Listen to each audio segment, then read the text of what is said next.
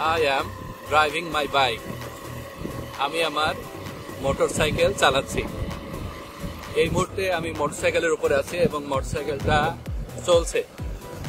অর্থাৎ কোনো কাজ যখন রানিং অবস্থায় থাকে, চলমান অবস্থায় থাকে, তখন অ্যামিজার এবং এরপরে ভার্বের সাথে আইএনজি যোগ হয়। আমার কাজটা হলো ড্রাইভ করা, এই জন্য আমি ড্রাইভের সাথে আইএনজি যোগ করে দিচ্ছি ড্রাইভিং। আর আয়ের পরে এম বসে, এই জন্য পুরো বাক্যটি দাঁড়াচ্ছে I am driving my bike. আমি আমার মোটরসাইকেল চালাচ্ছি।